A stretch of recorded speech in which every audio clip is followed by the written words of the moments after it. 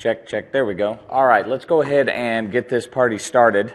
I love these rooms that are wider than they are long. I'll be running back and forth for the next hour and 15 minutes, and I absolutely cannot see you people at all. So you're going to spend the next 75 minutes not seeing my eyes. Otherwise, I'll be blinded. All right, we've got quite a bit of content to get through here. We're going to try and leave some time for Q&A afterwards, but since we are the last session of the day, we can hold over as long as we want for some Q&A, and then also down the Ask the Experts if you want to have more conversation on this. We're going to be talking about the new SharePoint 2013 app story, specifically in relation to Windows Azure, and we're going to take a real-world view on migrating existing legacy on-premise apps into Windows Azure and SharePoint 2013. This is a big topic. There's a lot here. Try and cover as much as we can within the 75 minutes, but it still really is only an introduction to the topic. It's certainly not exhausted, but I hope to give you at least enough information to get started. Here's all the about me. If you want to get a hold of me and contact me, the information is down there on the bottom. You can hit my blog at sharepointcowboy.com, leave me a comment. Send me an email. Please put SPC 2012 in the title so it doesn't go directly into the round bin. And if you want to hit me on Facebook and Twitter, you can feel free to give that a shot if you like. Those who know me in this room will tell you I don't hang out there much. Social for me is at the pub with a beer in my hand, not in front of my computer. But you may try it if you like. A couple of things for the devs in the audience, if you're not already aware of them. CKS Dev is a set of tools developed by the community for SharePoint 2010 development at this stage. There will probably be a 2013 release as well that extend the default tools that come out of the box. If you're writing code for SharePoint and you're not using CKS Dev, shame on you. You're making your job too hard. Second of all, if you're not familiar with the Patterns and Practices guidance, we put a ton of work early in the product cycle on developing some really robust code samples. So if you're still doing some 2010 on-prem work, there's a ton of good information in the Patterns and Practices. You can get it at spg.codeplex.com. Whoops. Back one, not quite ready to go there yet. Okay, so what we're going to do for the next 70-ish odd minutes is try and get you familiar with some of the concepts that you may not have been familiar with in the past. For those of you, us, me included, who've been used to doing server-side on-premise development with a lot of full trust code, and we can do anything we want on the box and the admins can't stop us, things are changing a little bit in 2013. And it's a bit of a transition, not just in how we approach the design and architecture of our applications, but also in the way we just fundamentally think about where our applications live, where our data resides, and how they talk to each other.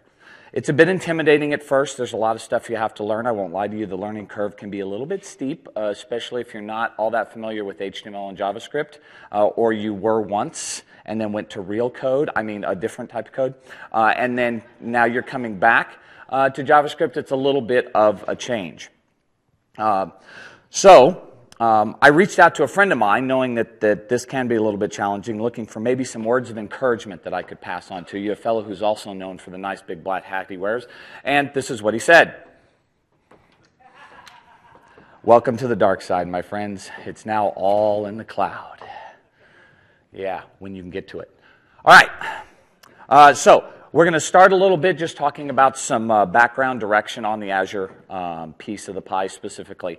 And then we're going to go in and talk a little bit about design, because we do have to think a bit differently now than we did in the past. We're going to spend a good portion of the time talking about how we actually create, deploy, and manage these new solutions in the cloud. And then finally talk about the whole delivery model and what it looks like in the Office store and so forth. So there's a lot of ground to cover here. Now look, I know it's 5 o'clock in the afternoon. I want to be at the bar too, okay? So let's try and get through the next 75 minutes, okay? And then everyone's welcome to buy me a beer after that if you like the session. I highly encourage that. We're going to try and get through this, but I know there are some of you who were out late last night, because I was and I saw you. So I know you're a little bit tired, trying to make it through the last session. So I went back to my friend in the hat there and asked him if there was anything he could do to help me out, get you motivated, and really get this crowd going this afternoon, you know, because he's a positive motivational type. So he sent me an official wand of motivation, and I'll be using this on anybody in the audience who falls asleep. So if you sat in the front rows, bad idea. Look, it even makes a sound. That's cool. All right. And if you do get out of line, I have to hit you with that. It'll be on YouTube in 5 minutes. So really, let's try and keep it awake, okay? There's coffee out there. Sneak over and get some if you need to. All right, let's rock and roll. So let's start a little bit talking about direction and where we're going with this whole Azure thing. At some point, sooner or later, if they haven't done it already, someone in your enterprise, probably your boss, is going to come to you and say, hey, this cloud thing, shouldn't we be looking at it? What do we need to know about Azure? Well, here's a slide you take to your boss. Okay? This is why we should be looking at Azure. First of all, a lot of big companies are using it and doing a lot of cool things with it. Secondly, there's a lot more to the platform than just VMs out in the cloud somewhere. There's a pretty robust story around hosting websites, mobile applications, rich media applications, and big data. But really, when it comes down to it, there's a handful of things that you need to know about the Azure story. The first is cost. Although technically the cost of technology goes down over time, we like to buy bigger and bigger and shinier things with more blinky lights, so they always seem to be the most expensive we can possibly get. When we have to buy and own all those things, it's an expensive cost for the enterprise. When it's out there in the cloud and we're sharing a lot of that stuff with other folks, our individual cost of ownership goes down. The cost of hosting in the Azure environment, depending on what you're doing now, is commensurate with a lot of the other offerings out there on the market, in some cases a little bit better. And certainly paying for only what you need makes a lot of sense. Secondly, and this is the one that really does it for me, flexibility. I don't need to plan all this hardware that I'm going to have to buy and who's going to provision it and how I'm going to manage it and who's going to rack it and deal with all the speeds and feeds and all that nonsense.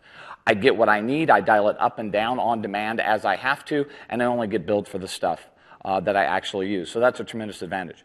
Second of all, or third of all, in the cloud, you can go big on a moment's notice, right? Take that pokey old SQL server you got sitting under a desk somewhere right now and try go big data with that guy, or do what some of you I know have done and made it your SharePoint SQL server. I know who you are. I've been in your companies.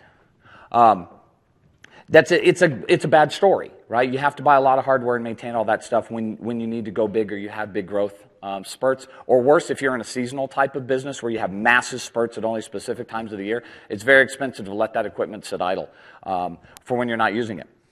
Performance. I'd like to tell you performance is absolutely fantastic. We're not quite there yet, really, on any of the cloud offerings. They're more focused on platform stability than performance. However, it's pretty good.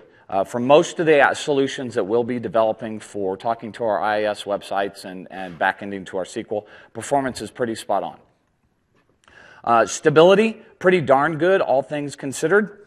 Trust me, it wasn't Azure that's been down the last few days. That was a local problem.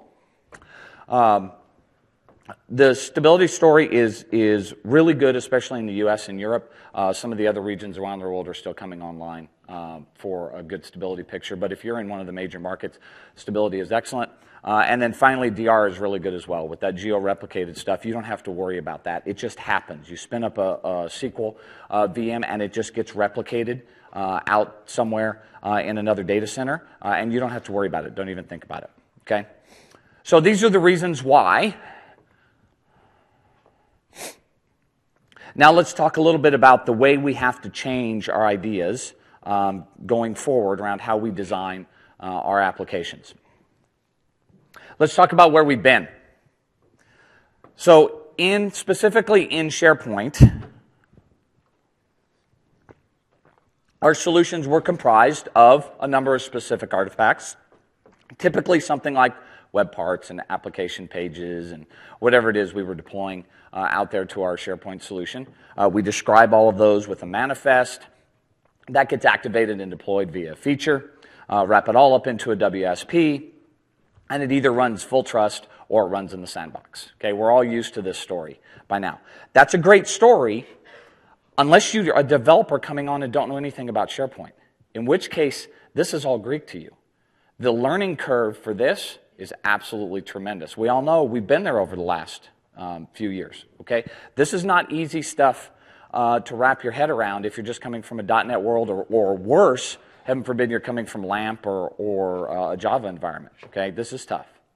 So part of the new strategy is to try and bring in those developers and solution architects and whatnot, who have expertise in other areas but not necessarily in SharePoint, and let's make the tent bigger. Let's see how many more people we can get in to really extend the platform. To do that, we had to fundamentally alter the way that we deliver the extensibility story. So in 2013, our component story is quite different. We start with the concept of an app. An app can be anything. It can be a list that you deploy into SharePoint, what we would formerly call list templates and list instances. Now they're all called apps. It can be a remote website. It can pretty much be whatever you define it. But 9 times out of 10, it's some web-delivered component running on an IIS server, an Apache server somewhere, and spitting out content. It's running on the web, not necessarily in your enterprise. It could be out there remote hosted somewhere. It could be a third party that you don't even have anything to do with. Think of the Facebook model of extending with all these external third-party providers. So you don't necessarily even control these new components. It can be consuming data from external sources or from your SharePoint environment, or both. There's going to be a lot of code running on the client. That's different from how we've done it in the past, where the bulk of our delivery was server-side code. Now we're changing to the HTML JavaScript model of everything running on the client end. That's a drastically different way of thinking about how we program these solutions. We're also changing the way that we manage authentication and authorization. We have to. We're no longer necessarily in a Windows logon or claims environment. We may have a third-party provider on a server out somewhere, has no visibility into our network. How do we deal with that situation? Well, we do it through OAuth in the new model. And then finally, we exchange a lot of data with REST, because most of what we're going to be doing is remote calls, typically async or almost entirely async, using the REST framework that's built into SharePoint 2013, but not just for SharePoint. So this picture, when we compare the two side by side, is really, really different. There's a lot for those of us who have been around the SharePoint game for a long time to learn or relearn. For other folks coming onto the platform, this really isn't all that different. If you talk to people who are building modern UI type stuff, they know this story. Right? This doesn't surprise them. It's just different for us, and we have to learn to adapt. Now, the good news is that a lot of thought has been given to this problem and how we're going to tackle it. Now, I'm going to be the first one to tell you this is a version 1 release. Not everything is perfect. It never is the first time you try something new. But a lot of effort has been to put in making the best effort we can in delivering a good app story in the new platform. And I think you'll be pleasantly surprised at how well some of this stuff works. So in SharePoint 2013, here's what our fundamental model looks like for the most part. Okay? We have our platform. It hasn't changed all that drastically from SharePoint 2010. There's some new goodness in it. We've got our sites and our content and our services, and that's how we consume information and pass it back and forth. We have an API that talks to it, just like we always have in the past. But now, on the other end, is our app. Right? And our app has its own set of components. It has a package that gets delivered into SharePoint.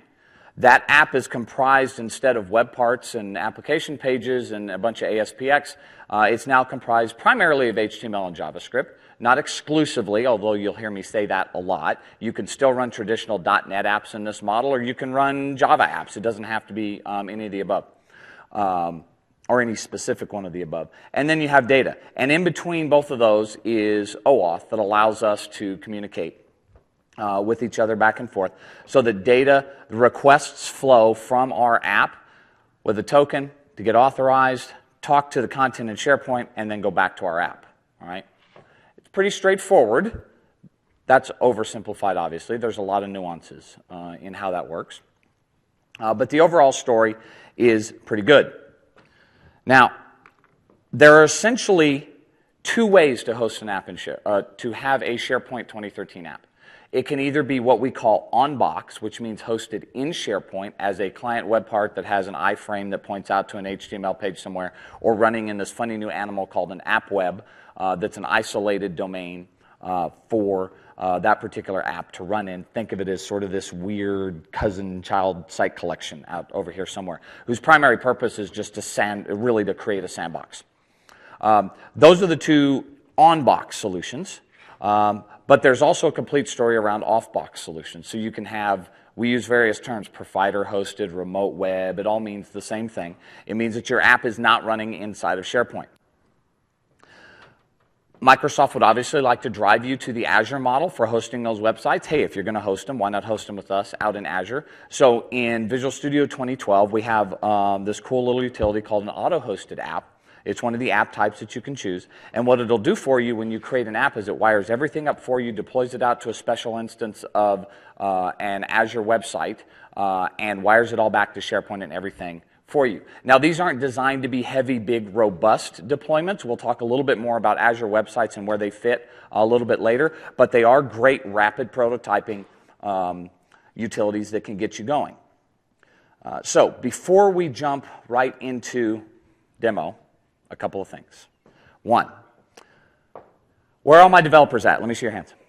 Come on, let me see you. Wake up, wake up. All right, we got some good mix of developers in there. IT pros, where are my admins? Let me see them, let me see them. Keep your hands up, admins. I want you to take a deep breath, let it out slowly. I'm going to open Visual Studio, okay? I promise it will only hurt a little bit, okay?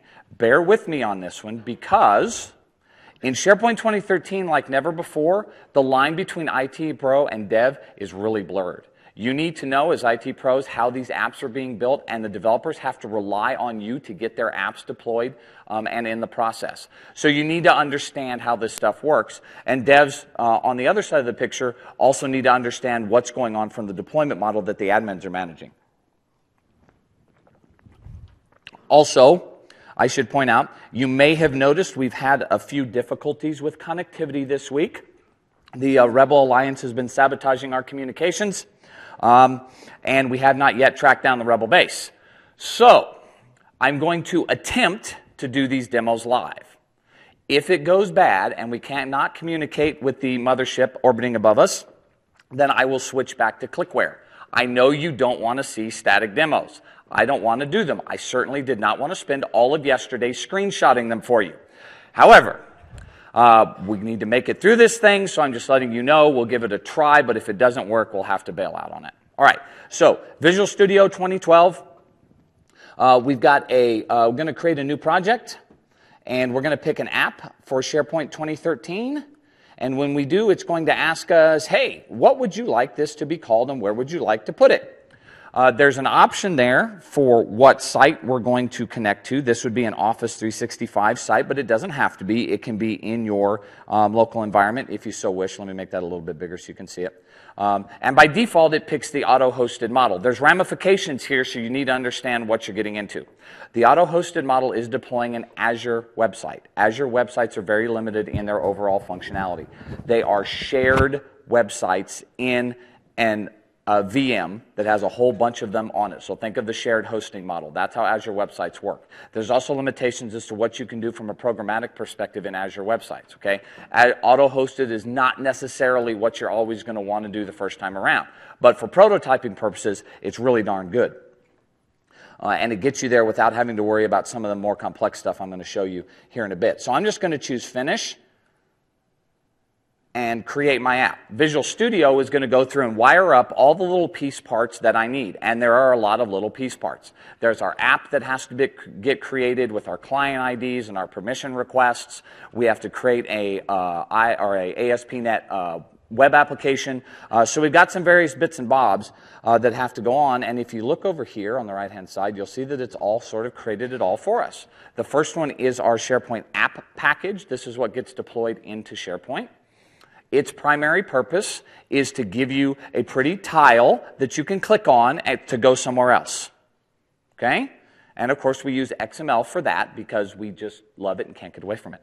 No, there's actually a little designer, but you'll probably be in the XML just like me. Here's what the app manifest looks like. Here's the designer. Lets you select a few options. We're going to blow past that. We don't use those. We're developers. Okay, here's the XML. This is what it looks like. We're going to look at a more complex example here in a little bit. But the things that you're concerned about are the starting page. This passes a token, says remote app URL. This is where it's going to go when it gets deployed into Azure. You don't control that at this particular juncture.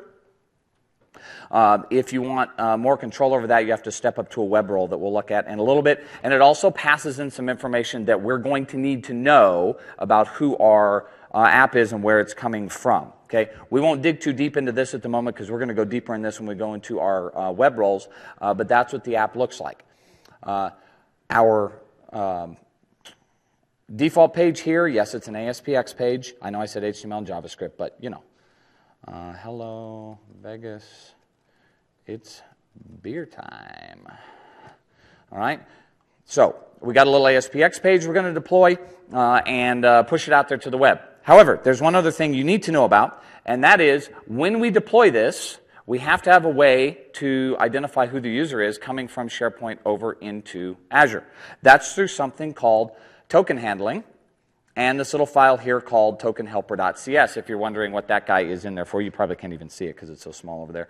There's our buddy Token Helper over there. If you are doing an ASP.NET implementation that comes with the tools out of the box, you will have the Token Helper CS file. If you're doing LAMP, PHP, Node.js, something else, you ain't got one, sucks to be you, come over and do some real coding. No, I'm just kidding. All that stuff will come in time. There's actually a lot of good presentations here on developing on some of those alternative platforms. It's just the out-of-the-box tools are built for the Microsoft inclusive story, as you would imagine they would be. So the Token Helper file is there. You absolutely need it, and we'll go into detail on why and how that works. But for now, all we're going to do is we're going to press F5. And if this works, if we're cloudy, it'll make it out there. Hopefully. It's running down there. You'll notice, or maybe you didn't notice, that I was deploying to a site collection instead of deploying to the root. I was deploying to a site collection called Sites Demo. There's something you need to know before you press F5, and that is, in SharePoint 2013, you can't just sideload your code into any old SharePoint site. No worky. You'll get an error that says deployment failed, because you can only deploy code from Visual Studio to sites that are created using the developer template. You have to go, if you're in Office 365, for example, you have to go create a new site collection and pick the developer site template, or it ain't going to work. So if you've already gone out and gotten a tenant to test this stuff out on, and you're wondering why your code won't deploy, it's probably because you're trying to deploy it to the root, and that ain't never going to happen. So remember to use the developer site template whenever you want to deploy code directly from Visual Studio.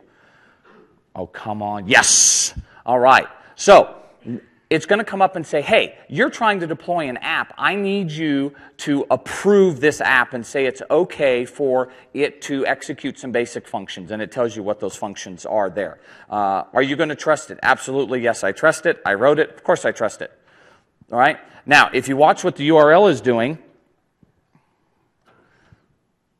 if I can get up there, there it is. If you watch what the URL is doing, once it actually switches over, you'll see that it's actually pointing back to my local host. So I went out to Office 365, deployed an app out in the cloud, and when I clicked on it, it brought me all the way back into my local host environment so I can debug. Okay? And you can see there's a little bit of text, my wishful thinking that we put into the app there. And then when I close the browser, it takes me right back out of debug mode. So a very quick way to get your apps in to Office 365 or an on-prem environment. This doesn't just have to be Office 365, although auto-hosted stuff is a little tad difficult to get running in an on-premise environment. There's other ways to do that if you want to run on-prem. I had a clicker here somewhere, maybe. Anybody see where I left my clicker? There we go. All right, so moving along. Let's talk about data. Our app is going to need to consume data. We're going to need to get it from SQL, probably SharePoint, maybe even Office as well. How are we going to do it? Well, primarily, we're going to do it, if we're talking to SQL, via WCF with JSON and XML. If we're talking to SharePoint, we'll be doing it through REST and the client-side object model with OAuth in between. And if we're doing it to Office, yes, we do have a developer story, an apps developer story for Office in 2013. It's primarily HTML, Office XML, and you can do a little bit of JSON stuff in there as well. So this is how you're going to consume data. Notice that those are all asynchronous methods of consumption. Get used to managing success, failure in your code and chasing down all those asynchronous calls because that is the new way forward. All right, we're going to look briefly at a pattern for doing this. It's a little bit involved, so I'm going to skim through it as quickly as I can so that the admins don't try and sneak out the back door. What we're going to look at is a model for creating end-to-end data solutions in this new environment. So let me set the stage for you. We have a remote web. It's running as a web role out in Azure. Okay? I have my Office 365 site. My Office 365 site takes me to the web role. The web role gets a little bit of list data from SharePoint via REST, but mostly what it's doing is consuming a whole bunch of SQL data that's also hosted in Azure. All of the code is running in HTML and JavaScript. So I need an asynchronous method via JavaScript to get my data out of SQL Server. Okay? The way that I'm going to do that is to build a WCF service that handles JSON, both as the input and the output for my data. To make it easy on myself, I'm going to use the entity framework so that I don't have to hand code all of those stored procedures and all of the methods and classes. What you see here is my entity framework, and if I switch over to the model browser, you can see I've got all my function imports and everything in there over on the right. Those map over to my stored procedures. Okay, all of that is consumed by, no, I really don't want to check it out of TFS. Thank you very much, though. All right. We have a data service that is part of our solution. If I zoom in over here, you can see on the right-hand side, there it is, data.svc. The reason that I have it included in the solution is so I don't have to worry about the cross-domain stuff when my app is talking to itself and to SQL. I'm going to have a data service. This data service has two primary types of methods, gets and posts. That's it, nice and simple. Everything is done with JSON, so I have all my methods attributed for the JSON calls. Now, this particular pattern is one that I use, having been working this app story for the past almost year. It doesn't necessarily mean it's going to be the pattern that you use, but I found it to be pretty robust and easy to duplicate on project after project by following this method. Up to you whether or not you actually want to do it this way. Let's take a look at what some of these are doing. So we'll take a look at one of these. This is getting some information out of SQL. It's going to invoke my entities, make a call to the entity framework using the method, which executes a stored procedure and brings it back to me. Now, here's where it gets interesting. In order to send it back to JavaScript, it needs to be in JSON format. Okay? So I have to stringify it if you're a JavaScript person, or serialize it if you're a .NET person, and send it back in the proper manner.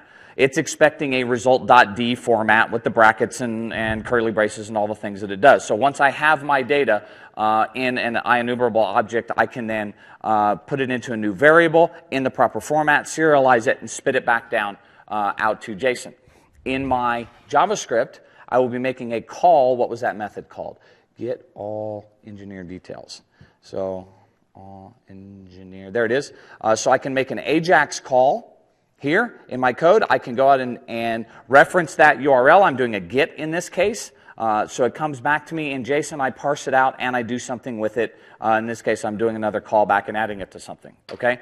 I repeat this process over and over and over and over in my application. When I need to do a post, I create an object in JavaScript in JSON format, package it up, send it to the data service. The data service has a data contract on the back end that matches up all those string values in a class. When it comes in, it automatically reads that for me, passes it through to my stored procedures in the entity model. Okay? It's a lot of code, but once you've done this a few times, the pattern of doing this is exceptionally rapid. Again, it's not the only way to do it. You have lots of options. That just happens to be the way that I do it. I'd be glad to debate other ways with you if you want, but mine is best. Okay, so moving on, talking about the client object model. There are essentially two types of the client object model we'll be working with in this release. for off-box solutions. Why do I say only 2 when there are technically 3 types of the client object model? Can anybody tell me what those 3 are? Silverlight, .NET, JavaScript, right? So, okay, Silverlight we're not really using anymore, but we sort of are in our Win8 apps, right? You're not going to use the JavaScript client object model in your remote solutions. Anybody know why? Because it doesn't work. That's why. Simple, right? Doesn't work. You won't use it. There's no way to establish context off box. You have to be on a SharePoint hosted solution in order to use the JavaScript object model. Okay, so in your remote web solutions, and this may only be a problem now that will be solved in the future, but as we stand today, you can't use the JavaScript object model in your remote box solutions. You have to use the .NET CSOM and REST to exchange data. Okay. The .NET version of the client object model, synchronous, runs on the server, primarily exchanges data with SharePoint. That's what it's designed for. The JavaScript model, on the other hand, is asynchronous, runs on the client, and can exchange information with both Office and SharePoint. So the JavaScript object model stuff you will use in your apps for Office because it's the only thing that you have available to you. And you're also running inside of an Office client, so it has the capability to get all the context and stuff that it needs. So we can't ignore it. It's still going to be there as part of our solution story. And if you're building apps that run inside of SharePoint, you will probably be using the JavaScript object model. Just remember not to attempt to use it in your remote web projects because it just won't work. All right, one of the most important things that we have to worry about is our client context. Without context, we can't do anything. And the only way to get context is through some sort of authentication. I'm sorry, see, I messed myself up. Authorization mechanism. SharePoint handles the, or IIS, I should say, handles the authentication piece. We're only worried about authorization. So let's look at how we deal with getting context. So I'll switch back over here to the auto-hosted app, and I'll go to the default page and we'll look at the code behind. And this is created for you by default. You don't actually need to response.write. You just need to load your client context in order for any of your REST calls and such to work. So I told you the token helper file was important. It's actually very important, unless you want to rewrite all this code yourself, because you can let it do all the token handling for you. It's a big file. There's a whole bunch of stuff in there for managing all this client context stuff. The good news is you don't have to write that. All you have to do is call this method, using it, do the get client context. The parameters that it's looking for, host web context host and request URL, those come over in the post operation from SharePoint to your remote web. Okay?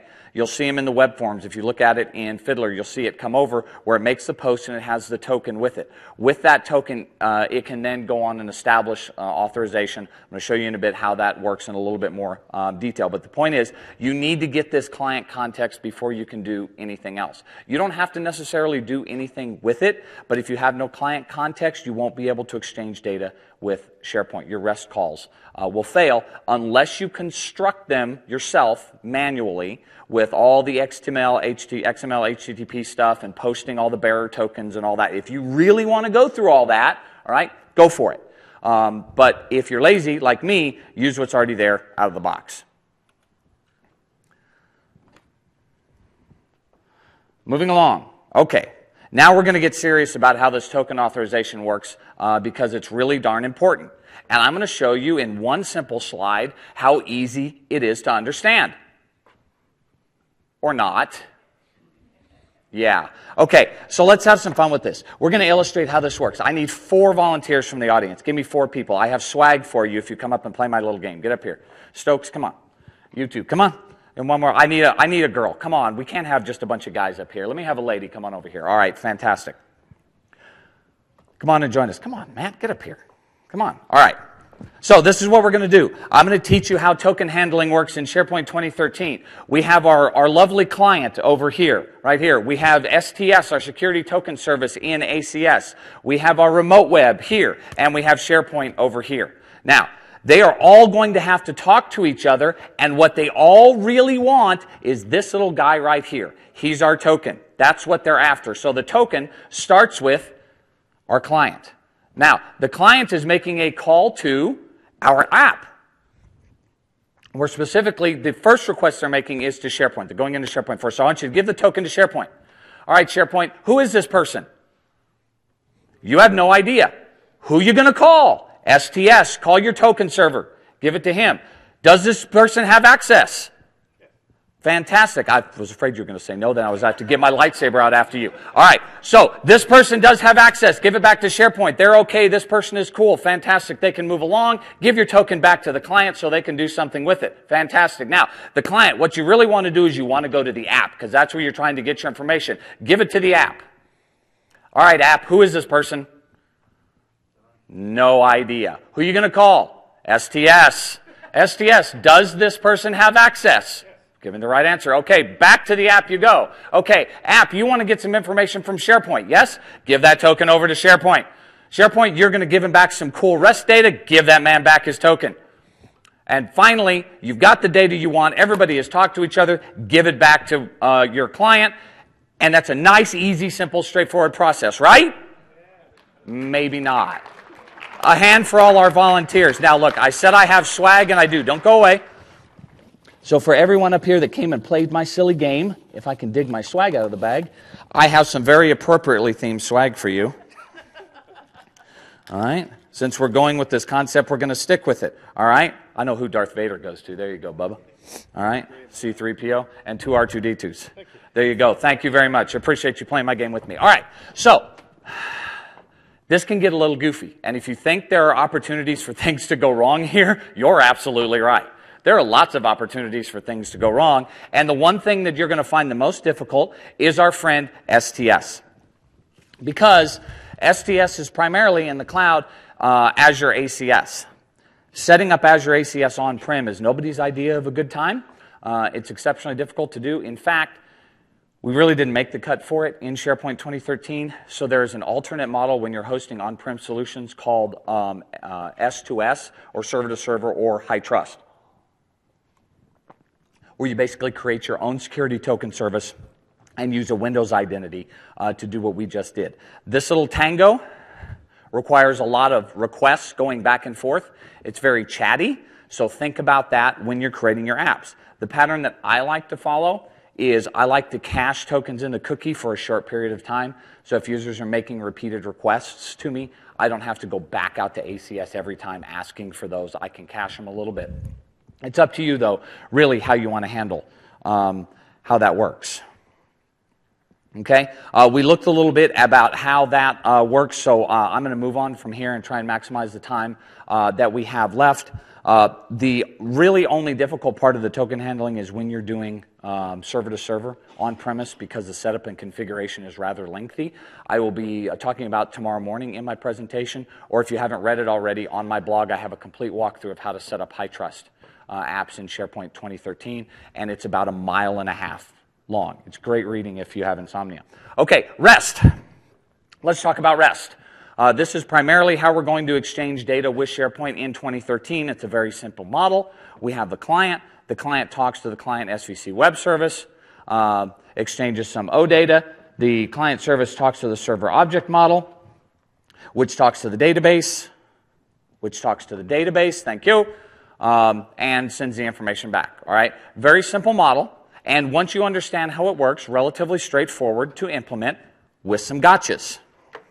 There are always gotchas. All right, let's look at exchanging some REST data. So if I want to make a call into SharePoint to get some list item data, I have to do it in a very specific fashion. There's a couple of different REST services I can call. You'll primarily be working with getting list items out of SharePoint for the most part. So you're probably working with the core API. But there's also one for search and one for social.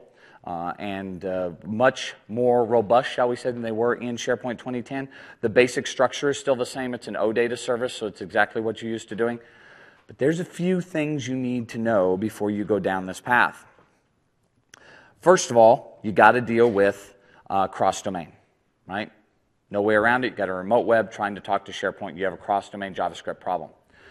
Fortunately, there is a library included with SharePoint 2013 called sp.requestexecutor.js. You can take it out of the Layouts 15 directory. It will handle all that for you. It creates the little hidden iframe and does its whole thing to manage the cross-domain. All you have to worry about is setting up the executor object, as you can see here that I've done, calling a new request executor with the app web URL.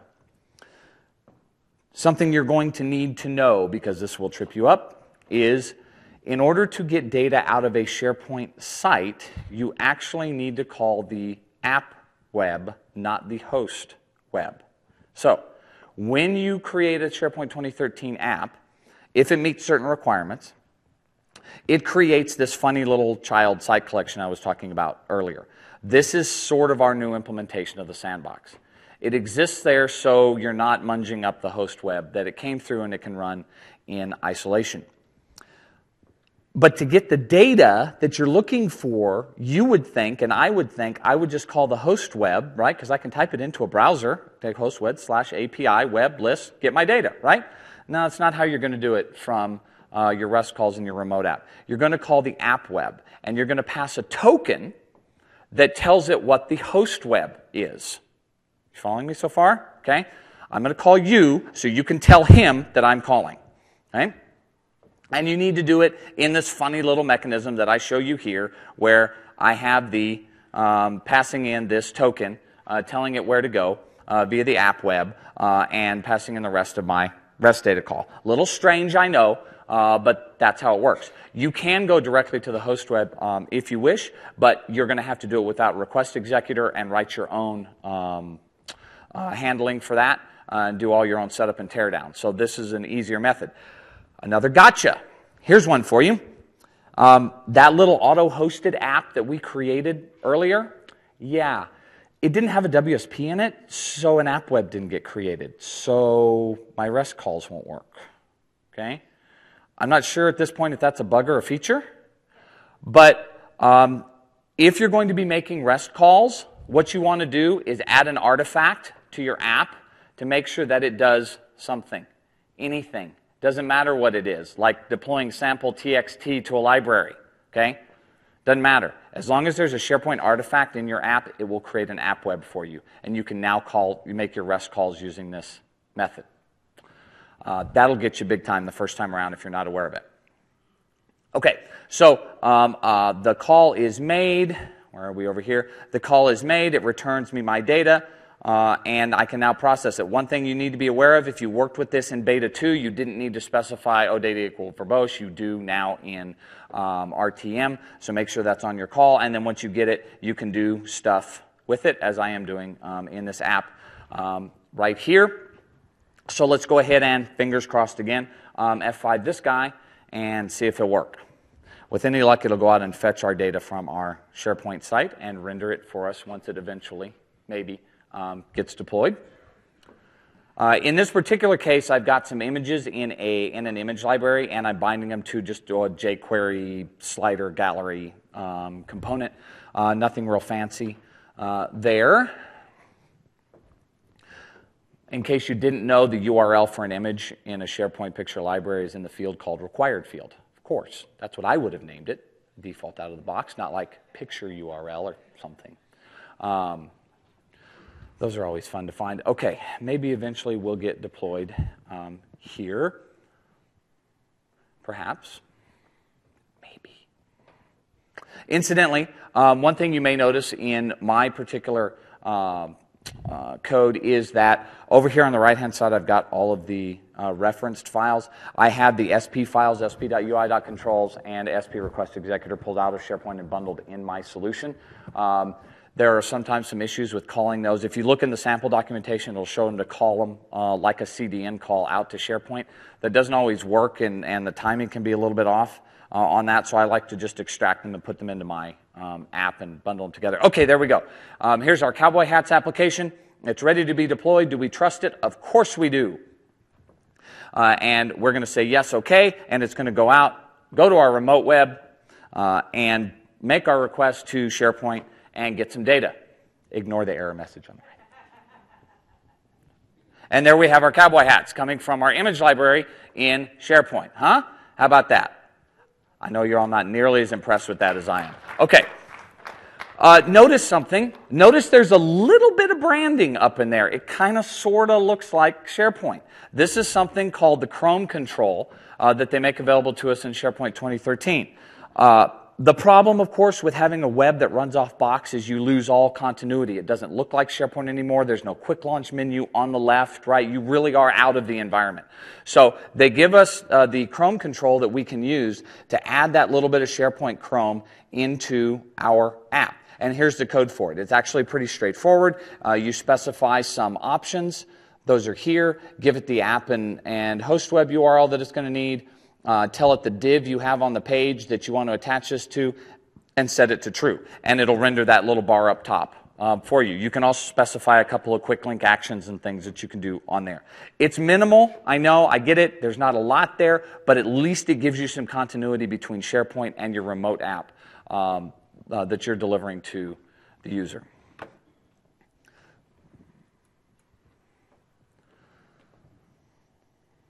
All right. Back over to the deck. All right, let's talk about delivery. Now that we've got all these really cool SharePoint apps hanging around, how do we get them delivered and pushed up into SharePoint and the marketplace, and et cetera, et cetera?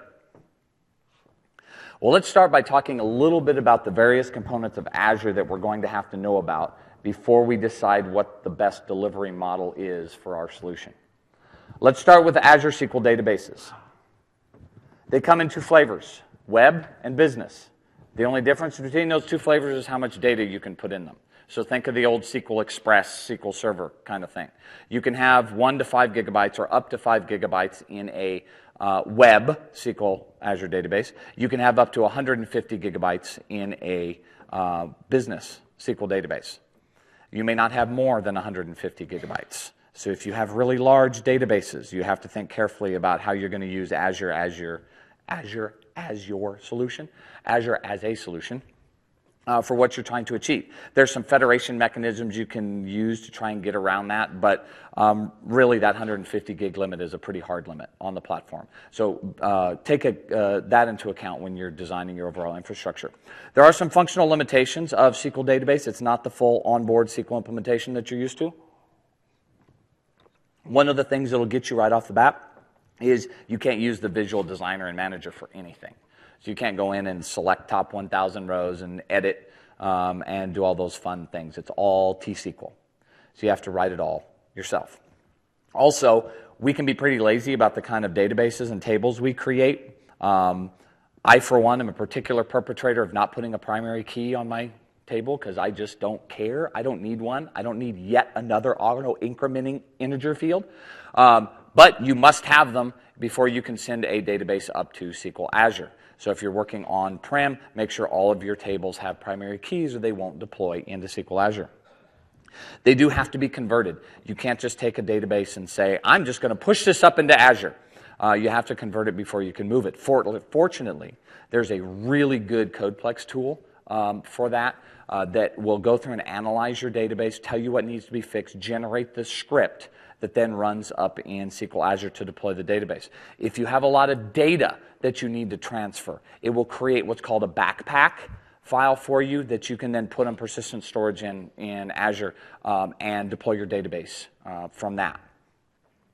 One of the good things, or one of the great things about the SQL Azure deployment is you have full control over the VM that it's on. So you can actually get on the VM and monkey around with it. For the most part, I normally don't need to. I have SQL Manager running locally. That's enough to connect to the database and do what I need to do. But if you do need to control the VM, you have that capability. Azure Virtual Machines, next up. This is exactly what it sounds like. It's what we've been waiting for quite some time now. It's a full-on virtual machine that you can run out in the cloud. You can configure that from extra small, which I think is 768 megs of RAM and like a single core 1 gigahertz virtual processor, all the way up to 16 cores and 60 or 78 gigs of RAM and what have you. You can scale these VMs really, really large. They solved the persistent storage problem, so now you have persistent storage in the cloud. Before, when our VMs got shut down, we lost everything. That's not the case now. You can treat it like any other VM platform, as if you were, say, running Hyper-V in your own environment. You're pretty much getting the same thing out there in Azure. You can create your virtual networking, so you can, if you wanted to, you could run an entire SharePoint farm in Azure by setting up your virtual networking and making that happen with the various different sizing that you have available to you. And again, you have full control over these boxes, so you can log into them and configure them to your heart's content, okay? Now, as you can imagine, those are the two most expensive options, right? Down there at the bottom, that little full control thing means they're giving you a full VM and you're going to pay for it whenever it's on, okay? I would suspect that SQL is going to be on all the time, or you don't have a very mission-critical application. You can actually get an Azure website plus a web SQL database for free, and if you have a MSDN subscription, you can step that up a little bit, actually, and play around with stuff without it costing you any money, which is good. So let's talk about the next step, which is a web role. A web role is an Azure virtual machine with some limitations around it. You can't directly control some of what's going on inside of that machine.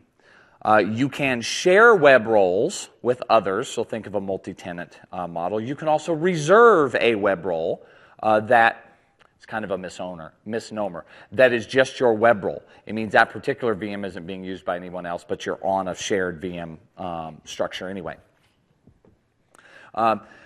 Third-party assemblies can be deployed to an Azure web role. It's not very straightforward how you do that. I'm going to show you in a minute how to get around that particular limitation. You can do all of your standard stuff that you're used to doing for ASP.NET applications. You got TFS and Git and web deploy and all that sort of stuff. You can do all those things. You have limited control over that virtual machine. There are some things that are really going to get you, like the fact that the Windows Identity Foundation is not included on the standard web role deployment. So if you want any SharePoint 2013 app to run in an Azure web role, you have to deploy the Windows Identity Foundation DLLs yourself. Only you don't have control of the VM. So I'm going to show you a really sneaky way to do that. All right. Azure websites. This is the bottom of the chain. This is just your basic shared multi-tenant websites. They're free for the most part. You can get a Azure website to do just about anything you want, which is really cool.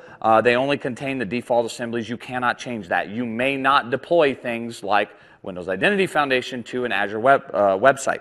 The ones that are used in the auto-hosted are a special implementation of Azure websites for the SharePoint team and Office 365. Just going out and getting an Azure website, you won't be able to do any kind of authorization for your SharePoint app. Same thing applies, TFS, Git, web deploy, all that sort of stuff, and you have absolutely no control over those. You need to think about, when you're designing your solutions, which one you're going to use. And it needs to be a conversation with IT pro admins and the developers, because there's a lot of cost component here if you get it wrong.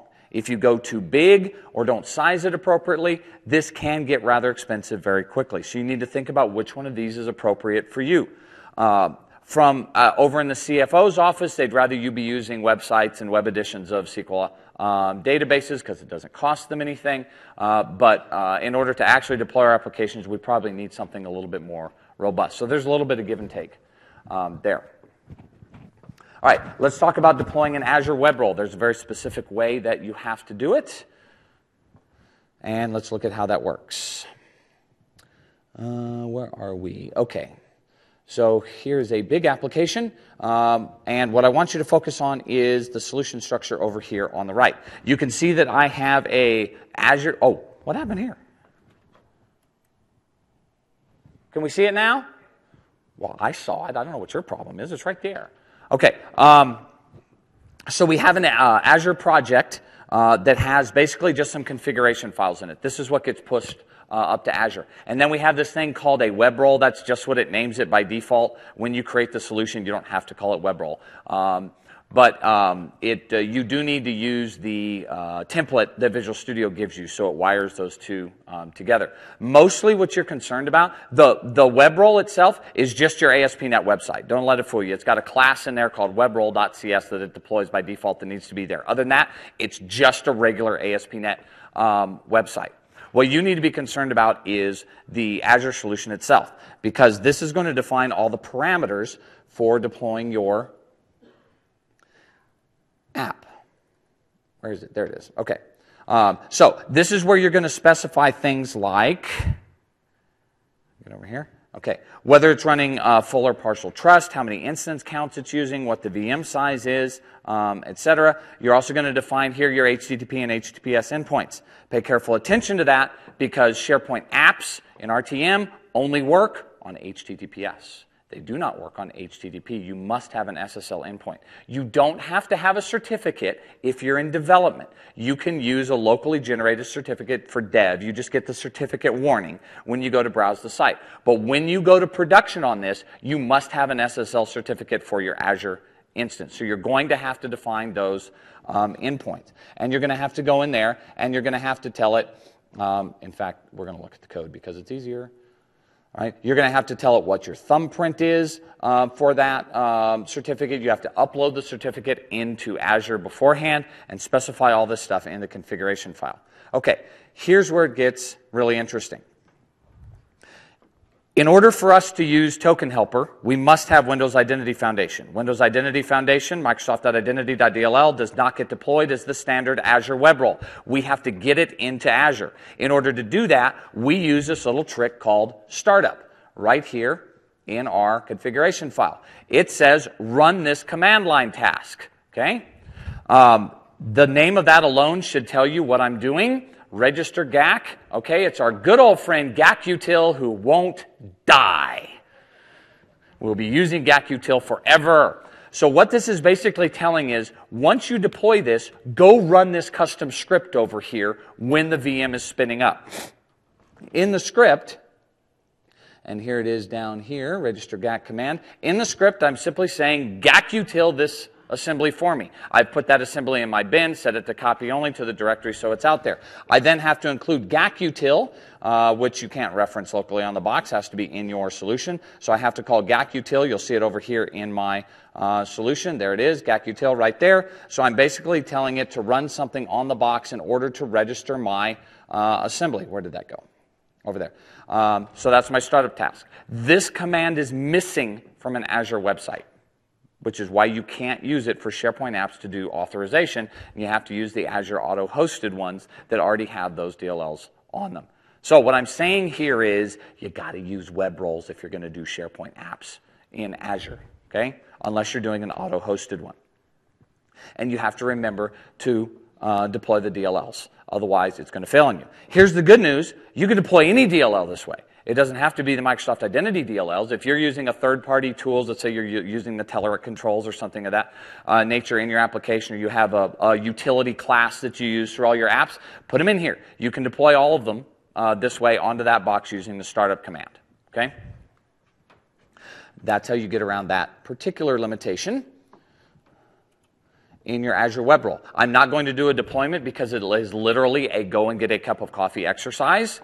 You set it to deploy, and what it actually does is it deploys your package, and then it regens a VM.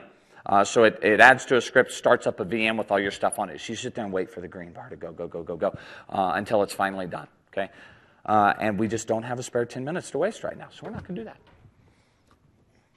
Moving along. Office 365.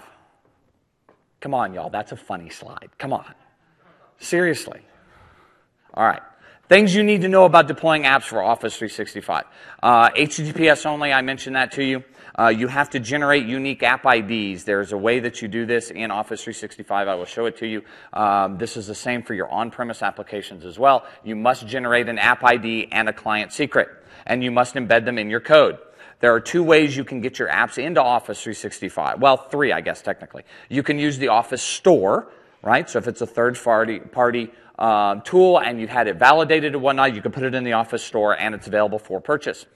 You also have something called the app catalog, which you create on a per tenant basis. So if you just want to make things available in your 365 implementation that are homebrewed or built in your organization or what have you, you don't have to put them in the Office store. You can put them in your own app catalog. If you want to do an F5 dev deploy, you must remember to have a developer template site in place to deploy that to. You can't deploy it to just any old site. And you can do single or multi-web deployments of your code. And if you're going to put it into the Office Marketplace, you need to think about how you're going to do the licensing for that. But these are the basics of deploying things into Office 365. So I already showed you how to do an F5, and it just gets up there and goes out to a developer site. But to put something into an app catalog and make it universally available, right, you have to do a little bit of a different dance. So if I go over here to Office 365, and I go to the admin section. Here we go. Here's my admin site. I have this link here called App Catalog. I can go to the App Catalog, and if there's not one there already, it will prompt me to create one, and it's just basically creating a special site collection. When that site collection gets created, you go to Apps for SharePoint, and you can add them here into your store. So I'm going to see if I can switch over here real quick. Line.admin.sharepoint.com. Let's see if this will let me log in. It wasn't letting me log in earlier. Let's give it a try. Maybe. Sign in as a different user. Yes, please. And let's see if it lets us do this so I can show you it actually getting deployed in the catalog. Okay.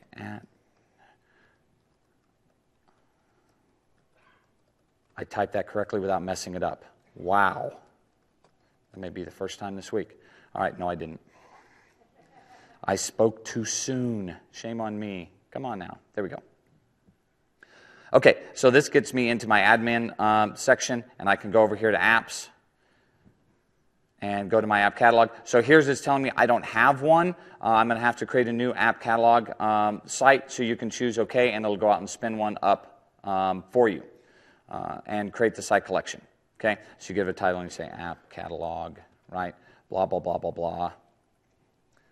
Apps, and do your thing, right? This will probably take too long, I would guess. It's not even resolving the person. Very cool. There it goes. Give it a quota. Must have a quota. Now, this is probably going to sit and spin for a while. Oh, bother. Okay, fine. We'll switch back over to the other one. So I will show you, pulling one out of the oven already baked, I will show you what it looks like when they're already there. Hey now. So here's one that already has a bunch of apps available to it. When I click on apps and choose an app, it's going to go out and say, hey, here's a bunch of apps you can add. And oh, by the way, there's ones that are in the app catalog that are custom that we've created. And you can set them to be featured and show up at the top of the list and all that jazz. All you're really doing is uploading them to a document library. That's what it comes down to in the end. Oh, this one's even longer. MS. Oh, lovely. Dash. Is there an O in admin? Not last time I checked. Okay. In any event, you add them to the library. You specify. Yeah, thank you very much. One of the demos had to go wrong. So you just add them to the document library. You specify what your app name and whatnot is, and it puts them into the global catalog that you can then use in that particular tenant. Bear in mind, though, that they'll have to do this on a site collection by site collection basis. So whenever they want to go to add an app, they're going to need to go and pick it out of the list and add it to that site collection. Okay. All right. Publication, you have the Office store available to you if you wish. You'll have to go register and get a developer ID and all that stuff. It's the public store that you can sell your apps through or give them away for free. It does have both app and package validation. So much like the other stores that are out there, they're actually going to look at your code and make sure you're not doing something wonky before they let your app come into the marketplace. They will also validate that the package is valid for deployment. And there's a whole licensing framework that you need to be aware of. It can be done per user or per site. There's some options available to you there. And I'm not a licensing expert, so I'm not going to give you any bad advice on how to do that. The app catalog is private, internal. There is package validation on that, by the way. If you upload a manky app package, it will tell you, no, that's not going to work. And there's no licensing involved in doing a localized app catalog. Okay? So I was trying to deploy an app to Office 365 before it so rudely told me it wasn't going to let me do that. So we're going to try that one more time.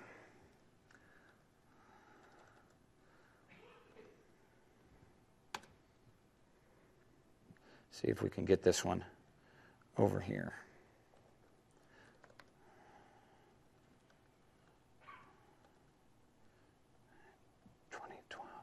Demo. A lot of typing, a lot of typing.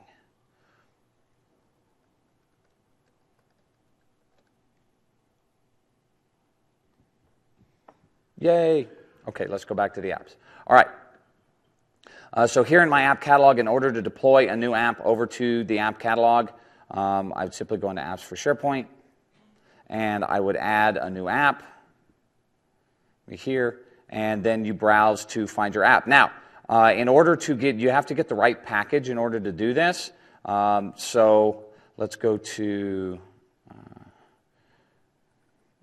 go down here, and let's get this package. If you look in your web, you'll have a bin, right? And you're looking for the app package. But in order to have an app package, you have to actually publish this first. So I'm going to go back over here to my app, and I'm going to say, publish this, so that I can have, if I pick the right one, I'll be able to publish it. There we go. I publish it, right? When I publish it, what it's actually going to do is it's just going to create the app file for me. Are you kidding me? Oh, let's exclude that. Thank you. And let's publish this guy. Okay, so we're going to publish. Now, the act of publishing makes you think it's actually going up into Office 365. It is not. It is just creating this app file for you right here. From Office 365, then, in my app catalog, I'm going to browse that directory and find my package, if it will let me, please. Thank you. Please let me have it. Come on, then. Or not. Or not. Or not. Or not. Let's get this here. Yay. There it is. All right, and I'm going to add it up into my catalog. Okay, it's going to do its package validation when I upload it, and it's going to assign it its product ID and put it into the catalog. This shouldn't take long. Yeah, right. I believe you. Hopefully, eventually, it'll get in there. See, that error message is lying. Okay, so while it's churning and burning, what it's doing is putting our app up there. What did it say? Oh, we're still working on it. Oh, all right. Yay! It's in there. So we're going to save it.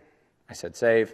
And there it goes. And it shows up down here in the bottom. So now I can go to here, go to my site contents, and say add an app. And you'll see in the list somewhere is my app. Oh, I didn't tell it to be featured. Shame on me. Where is it? Where is it? Oh, bogus. It should be there. It's not there. Wow, awesome. Cool. Oh, actually it is, right here. This is ours, SP 2012 demo. Wow, okay.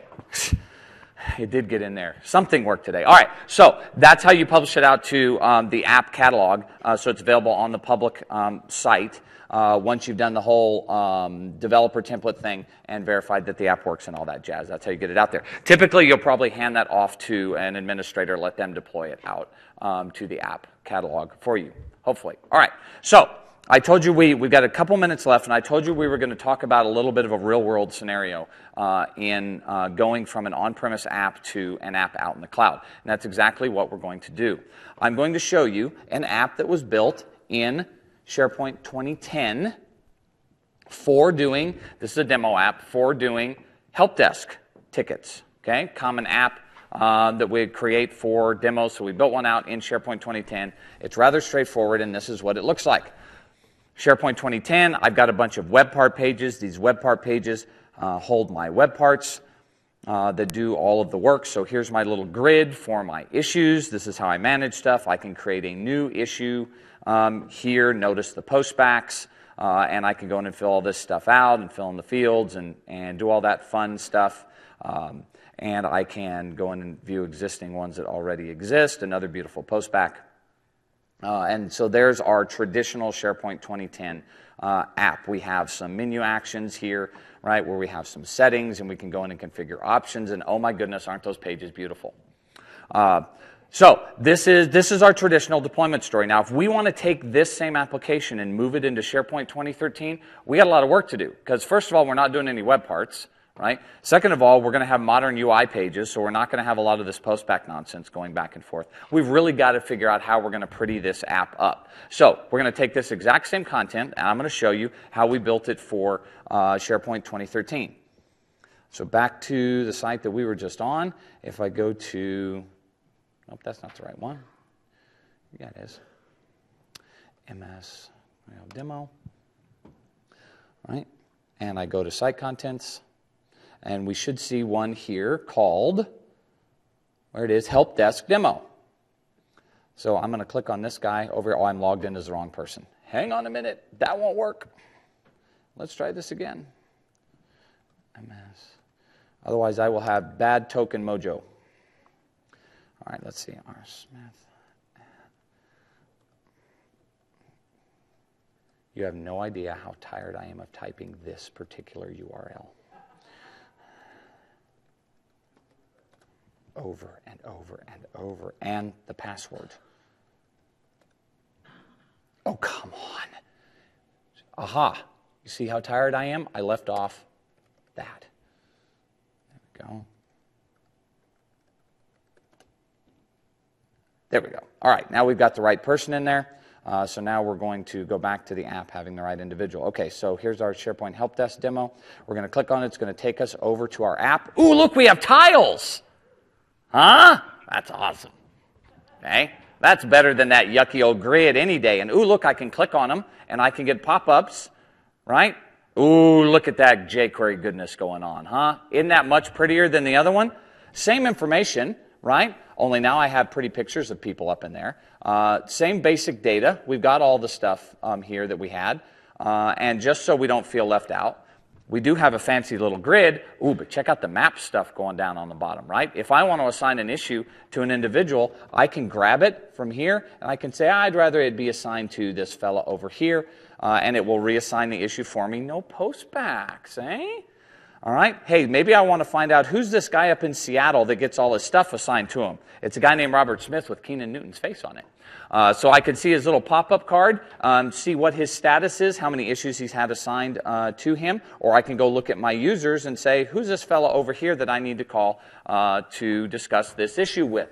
There's what he looks like and all of his contact information. I can also go in and add users and change my settings. Here's all my user management, and I can set my system options and things here in the app. So that's going from old and busted in SharePoint 2010 to the new hotness in SharePoint 2013, right? With some nice modern UI and a whole lot of JavaScript on the back end. There are 2,887 lines in that solution.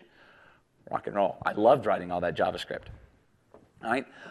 So, basic idea of how you can take something that you built internally, move it up into a SharePoint 2013 app, and really pretty it up and make it sexy for the new deployment model. Yes, that one took a lot of work. It was a pretty robust demo that we built, and I'm actually going to go in depth on that tomorrow morning. I'll show you the Office side of it, the Windows Phone app that we built to go with it, and really talk in detail about all those pieces. We are at the end of our time, so I thank everyone for sitting through at the very end of a long day with me. If you're headed to the Ask the Expert session, I'm going there. I'll stick around here for a few minutes if you have any other questions that you'd like to ask. I am required by contract to show you the last 2 slides or they kill me. So here I'm going to show them to you. Here's your go win something and do this thing. And then there's the final Microsoft slide on the end over there. Please fill out session evaluations. Of course, I know you're going to give me good scores because if you don't, I will find you. All right, and you will get got with the wand of motivation. All right, thank you everybody for coming and spending some time with me this afternoon. Appreciate it.